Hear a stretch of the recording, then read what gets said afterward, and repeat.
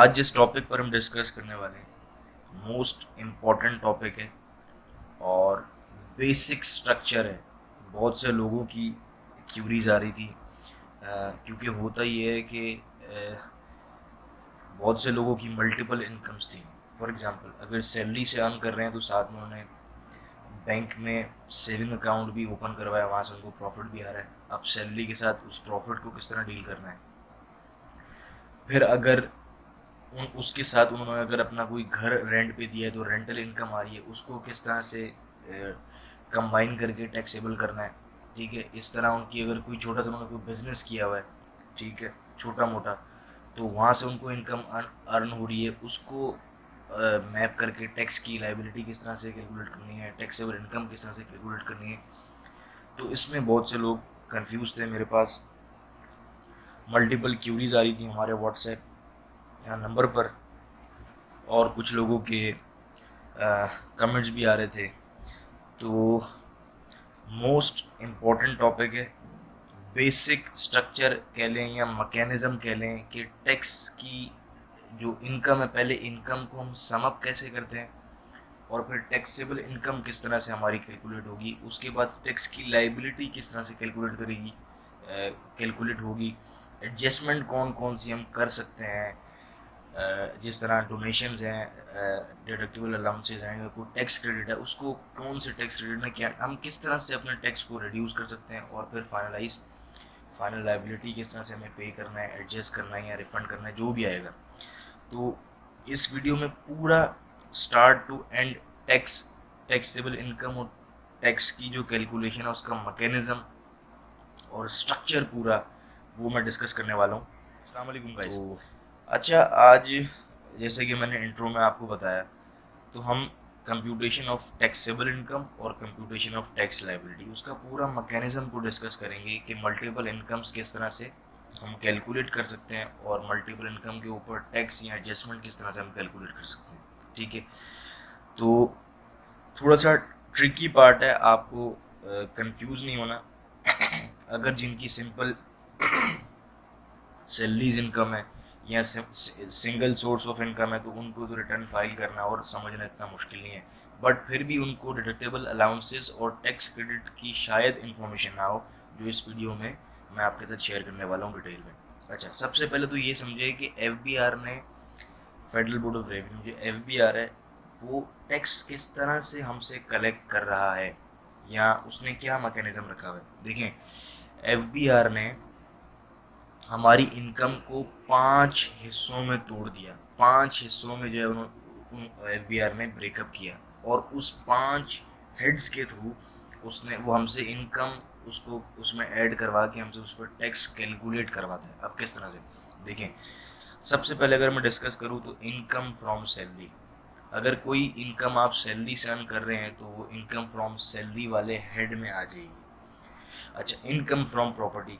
अब कोई भी ऐसी इनकम जो आप प्रॉपर्टी से अर्न कर रहे हैं, रेंटल इनकम की बात कर रहा हूँ। अगर आपका काम प्रॉपर्टी सेल परचेज करना तो वो आपकी बिजनेस इनकम है, प्रॉपर्टी इनकम नहीं। इसको आप मेक श्योर कीजिएगा। कोई भी इनकम अगर आप रेंटल इनकम अगर आप प्रॉपर्टी से ले रहे हैं तो वो इनकम फ्रॉम प्रॉपर्टी में आ जाएगी। उसके बाद जो इन चारों हेड में नहीं आएगी, कैटेगरी फॉल नहीं करेगी, वो इनकम फ्रॉम अदर सोर्स में फॉल करेगी। ठीक है, अच्छा, मैं इसके डिस्कस करता हूँ उसमें क्या आएगा। उसके बाद इनकम फ्रॉम बिजनेस, कोई भी ऐसी इनकम जो आप बिजनेस से अर्न कर रहे हैं वो इनकम फ्रॉम बिजनेस में फॉल करेगी। और कोई भी ऐसी इनकम जो कैपिटल गेन से आप रिसीव कर रहे हैं वो इनकम फ्रॉम कैपिटल गेन में फॉल करेगी। ये 5 हेड हो। अब इसको कैलकुलेट किस तरह करना है। अच्छा, एक चीज़ को माइंड में रखिएगा, जो इनकम फ्रॉम प्रॉपर्टी जो रेंटल इनकम है, इस पर सेपरेट टैक्स चार्ज होता है। सेपरेट टैक्स चार्ज का मतलब, मिसाल के तौर पर हम इनकम सैलरी से अर्न कर रहे हैं इतनी, उधर सोर्स से अर्न कर रहे हैं, यहाँ पर लिख दिया बिजनेस से अर्न कर रहे हैं यहाँ, और कैपिटल गेन से, ये हमारी टोटल इनकम हो जाएगी। बट हम रेंटल इनकम यहाँ पे ऐड नहीं करेंगे क्योंकि वो इनकम सेपरेट चार्ज हो रही है। मिसाल के तौर पे मैंने मेरी प्रॉपर्टी मैंने मंथली 1 लाख रुपए रेंट पे दिया हुआ है, साल की 12 लाख रुपए इनकम है, तो 12 लाख के ऊपर डिडक्शन एट सोर्स पे जब मुझे वो पेमेंट करेगा मेरा, जिसको मैंने रेंट पर दिया, तो वो ऑटोमेटिकली डिडक्शन एट सोर्स पर टैक्स काट लेगा। ठीक है। तो वही मेरा फुल एंड फाइनल लाइबिलिटी है, ठीक है। मुझे उसको मज़ीद यहाँ पर ऐड करके पे नहीं करना, वो सेपरेट टैक्स चार्ज होगा। तो आपने मेक श्योर करना है रेंटल इनकम को यहाँ पे ऐड नहीं करना, बाकी जितनी भी 4 की इनकम है आपने यहाँ ऐड करना है। ऐड करने के बाद आपने टोटल इनकम यहाँ पे आपकी आ जाएगी जब इनको समअप करेंगे। उसके बाद आपने क्या करना है, डिडक्टेबल अलाउंसेज या अदर अलाउंस। अच्छा, अब ये क्या होते हैं, देखिए डिडक्टेबल अलाउंस में आपके पास ज़कात है, ठीक है। अगर आपने ज़कात पेमेंट की है कोई जो अप्रूव्ड जो इंस्टीट्यूशन है एफबीआर की तरफ से, उनको तो आप डायरेक्ट स्ट्रेट अपनी इनकम में से लेस कर देंगे, ठीक है। मिसाल के तौर पे आपकी यहाँ पे इनकम बनी, एज्यूम करें 10 लाख रुपए, ठीक है। आपने यहाँ पे एफबीआर की अप्रूव्ड जो है इदारा उसको ज़कात पेमेंट कर दी, मिसाल के तौर पे वो आपने की 50,000 रुपये, तो स्ट्रेट अवे 50,000 रुपये आप अपनी इनकम में से लेस कर सकते हैं, ठीक है। यहाँ पे भी टोटल इनकम आई, टैक्सेबल इनकम नहीं आई। टोटल इनकम और टैक्सेबल इनकम में फ़र्क है, ठीक है। अच्छा, आप ज़कात लेस कर देंगे। उसके बाद कोई डोनेशन, अच्छा डोनेशन की 2 कैटेगरीज हैं। डोनेशन अगर क्लॉज 61 के तहत आप दे रहे हैं, ये मैं आपको डिफाइन करूँगा क्लॉज 61 क्या है, तो आप स्ट्रेट डिडक्ट करेंगे इनकम से, अदरवाइज आपको उसका टैक्स क्रेडिट मिलता है। एज्यूम करें आपने 5,000 रुपये डोनेशन किया, आप यहाँ लेस कर लें। अच्छा, profit on debt on loan for house. अब होता ये है कि हम एक्विजिशन के लिए, कंस्ट्रक्शन के लिए, घर के लिए लोन ले लेते हैं, ठीक है। उसके ऊपर हम इंटरेस्ट पेमेंट कर रहे होते हैं कोई, तो वो हम यहाँ पर लेस कर सकते हैं, ठीक है। डिटेल्स में मैं अभी नहीं जाऊँगा, मैं आपको मैकेनिज्म समझाने की कोशिश कर रहा हूँ। डिटेल्स में अगर जाऊँगा तो वीडियो बहुत लेंथी हो जाएगी, ठीक है। अगर आप इंटरेस्टेड हों डिटेल्स में कि हमारे साथ 1 बाय 1 डिटेल भी शेयर करें, तो मुझे नीचे कमेंट कीजिएगा। मैं इंशाल्लाह फर्दर जो वीडियो आपके लिए लेके आऊँगा वो एक एक हेड को डिटेल में डिस्कस करके आपके साथ शेयर करूँगा कि उसको डील किस तरह करना है, उसको कैलकुलेट किस तरह करना है। इस वीडियो में मैं आपको पूरा मैकेनिज्म बता रहा हूँ कि मैकेनिज्म किस तरह से इनकम का और टैक्स का जो है वो स्ट्रक्चर हुआ। अच्छा, उसके बाद हमारे पास tuition fee paid for education of children. अच्छा, ट्यूशन फ़ी जो अपने बच्चों के लिए पे करते हैं उसकी भी आप इनकम में से अलाउंस जो ट्यूशन फ़ी का वो लेस कर सकते हैं। उसका कुछ क्राइटेरिया है, ठीक है। कुछ उसके इनकम इतनी होनी चाहिए, यहाँ पर इस तरह नंबर ऑफ़ चिल्ड्रन करके कुछ क्राइटेरिया, वो आपके साथ मज़ीद जब डिटेल वीडियो बनाएंगे तो उसमें डिस्कस करेंगे, ठीक। अच्छा, उसके बाद कोई अगर अदर रिवॉर्ड अलाउंसेस को रह गए हैं तो वो लेस करके, उसके बाद जब टोटल इनकम में से, फॉर एग्जांपल आपकी टोटल इनकम थी 10 लाख रुपए, आपने क्या किया, आपने अपनी इनकम में से डिडक्टेबल अलाउंसेस या अलाउंस लेस करके आपने इनकम अपनी रिड्यूस कर ली। टैक्सेबल इनकम आपकी आ गई 9,45,000 रुपये, ठीक है। अच्छा, अब लोग यहाँ पर बहुत से कंफ्यूज हैं कि सर डिडक्टेबल अलाउंस ये जो ज़कात है कहाँ से लेस करें, इनकम में से लेस करें, टैक्स में से लेस करें। तो यहाँ पे मैं उम्मीद करता हूँ कि आप क्लियर हो गए होंगे। अच्छा, ये तो इनकम की वर्किंग हुई हमारे पास, जिसमें आपने इनकम ऐड करके यहाँ पे लेस कर देनी है जो डिडक्टेबल अलाउंसेज हैं, तो आपकी टैक्सेबल इनकम आ जाएगी। दिस वन आपकी टैक्सेबल इनकम है, ठीक है। अब आपने क्या करना है, अब आपने जो टैक्स के स्लैब्स हैं, जो रेट हैं, उस स्लैब के तहत यहाँ पर टैक्स कैलकुलेट करना है। इस 9,45,000 को आपने देखना है कि किस स्लैब में फॉल कर रहा है। 2 तरह की स्लैब है हमारे पास, एक इंडिविजुअल और एओपी की स्लैब्स हैं जो कि बिजनेस है, और एक हमारे पास सैलरी की स्लैब्स हैं, ठीक है। तो आपने इंडिविजुअल एओपी वाले स्लैब्स में देखना है अगर आप फॉल करते हैं, या सैलरी के स्लैब में देखना है अगर आप फॉल करते हैं, ठीक है। आपने स्लैब्स में सिंपल फर्स्ट डिवीजन के तहत आपने यहाँ पे कैलकुलेट करना है अपना टैक्स। उसके बाद आपने ये इनकम को तो यहाँ रोक दी। अब टैक्स की, हम टैक्स में से क्या एज्यूम करें, मिसाल के तौर पे हमारे पास टैक्स बना 50,000 रुपये, हमारा टैक्स आया इस इनकम के ऊपर 50,000 रुपये टैक्स आया।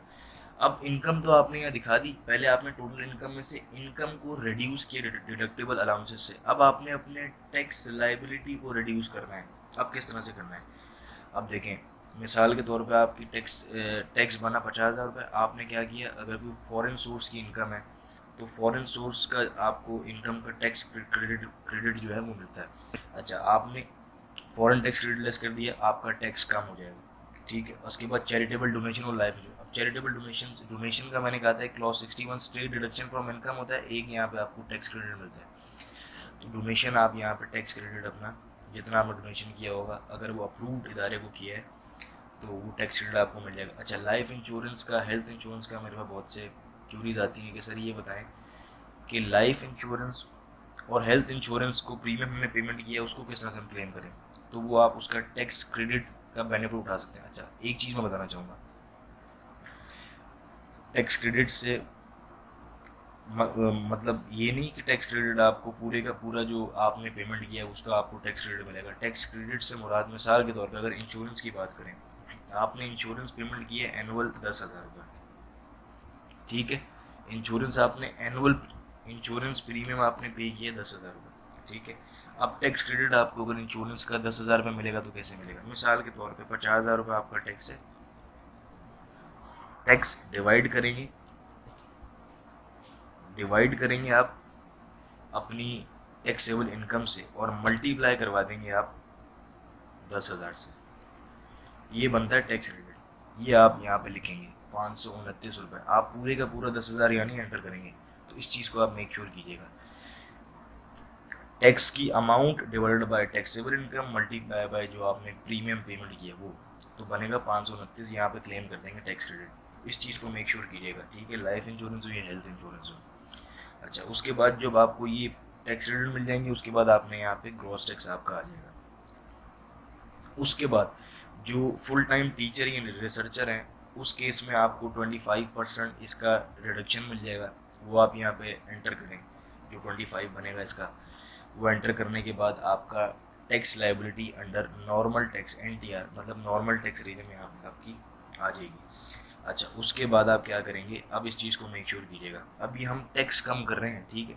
अगर आपको इन चीज़ों की नॉलेज नहीं होगी तो आप अपना टैक्स जो है वो एक्सेस पेमेंट कर देंगे एफबीआर को, ठीक है। तो इसको मेक श्योर कीजिएगा कि आप अपनी यहाँ पे हमने इनकम को कम किया है, यहाँ पे हम अपनी टैक्स को कम कर रहे हैं, ठीक है। अच्छा, उसके बाद आपने क्या करना है, टैक्स डिडक्टेड एट सोर्स, जो हमारा टैक्स डिडक्शन एट सोर्स पे डिडक्ट हमने करवाया हम उसको लेस कराएंगे, जो एडवांस में हम टैक्स की पेमेंट कर चुके हैं मोबाइल फ़ोन के ऊपर, टोकन टैक्स गाड़ी का, अगर प्रॉपर्टी का कोई एडजस्टेबल टैक्स है वो, एयर टिकट के ऊपर कोई टैक्स है, और कोई मल्टीपल सैलरी का अगर हमने टैक्स डिडक्ट करवा लिया एडवांस में वो, मतलब इस तरह multiple tax deduction at source के ऊपर जो टैक्स हैं उसकी मैंने वीडियो बनाई हुई है कि how to reduce tax liability, उसमें deduction tax deducted at source के पूरे टैक्स ऑलमोस्ट कंप्लीट टैक्स के हेड जो है मैंने कवर किए हैं, मैं नीचे लिंक ऐड कर दूंगा, अगर देखना चाहें तो वो देख लीजिएगा, उसको आपको आइडिया हो जाएगा।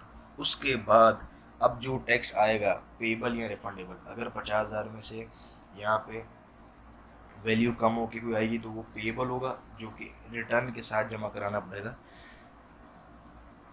जिसको एडमिटेड इनकम टैक्स कहते हैं। और अगर नेगेटिव में यहाँ वैल्यू आ गई तो इसका मतलब रिफंडेबल टैक्स है, आपको अब क्लेम करना है, रिटर्न में एफबीआर आपको रिटर्न करेगा, आपने टैक्स एक्सेस पेमेंट कर दिया। अब इस चीज़ को मेक श्योर कीजिएगा कि यहाँ पर हमने समझा कि टैक्सेबल इनकम जो है वो किस तरह रिड्यूस करें और कैलकुलेट किस तरह करें, और कंप्यूटेशन ऑफ टैक्स लायबिलिटी किस तरह से होती है, ठीक है। अच्छा, कन्फ्यूजन यकीनन आपके माइंड में होंगी, नीचे मुझे कमेंट कीजिएगा। अगर मैं एक एक ज़कात हो गया, डोनेशन हो गया, profit on return loan house हो गया, ट्यूशन फी हो गई, एक एक को मैं डिटेल में डिस्कस करूँगा और इनकी वर्किंग्स आपके साथ शेयर करूँगा। अगर आप चाहेंगे तो मुझे नीचे कमेंट कीजिएगा, मैं फर्दर जो नेक्स्ट वीडियो लेके आऊँगा वो इंशाल्लाह इस टॉपिक पर लेके आऊँगा। और इसी वीक पॉसिबल है कि कल जो है वो इनकम टैक्स रिटर्न मेरे पास क्यूरीज आ रही थी और डिमांड भी कि income tax return multiple income की किस तरह से हम जो है वो फाइल कर सकेंगे। मल्टीपल इनकम से मुराद कि सैलरी इनकम के साथ इनकम फ्रॉम प्रॉपर्टी या रेंटल इनकम जो होती है वो, और प्रॉफिट ऑन डेट मेरे अदर सोर्स की इनकम है, तीनों को हम रिटर्न किस तरह से कंपाइल करके जो है वो सबमिट कर सकते हैं। तो इंशाल्लाह कल उस टॉपिक पर वीडियो आपके साथ शेयर करेंगे। फर्दर अगर इस वीडियो के हवाले से आपको कोई कन्फ्यूजन है नीचे मुझे कमेंट कीजिएगा, और अगर आप चाह रहे हैं कि एक एक हेड को डिटेल में डिस्कस करें तो वो आपके साथ डिस्कस करेंगे, उसको कंप्यूटेशन आपको बताना सिखाएंगे कि किस तरह से चैरिटेबल डोनेशन, लाइफ इंश्योरेंस या इनकी डिडक्टेबल अलाउंसेज हैं या टैक्स रिटर्न, इनकी एक एक हेड की किस तरह से कैलकुलेशन होगी और ये किस को अलाउ होंगे, ठीक है, और किस इनकम पे अलाउ होंगे और किस पर्सन को अलाउ होंगे। तो आप नीचे कमेंट कीजिएगा अगर आप वीडियो चाह रहे हैं इस हवाले से, तो इंशाल्लाह नेक्स्ट वीडियो आपके लिए इस टॉपिक पर लेके आएंगे। अपना ख्याल रखिएगा। फर्दर अगर कोई क्यूरी आपको नीचे कमेंट कीजिएगा, व्हाट्सएप में मैसेज कीजिएगा, और फर्दर इंशाल्लाह नई वीडियो के साथ आपके साथ हाजिर होंगे। टेक केयर, अल्लाह हाफिज़।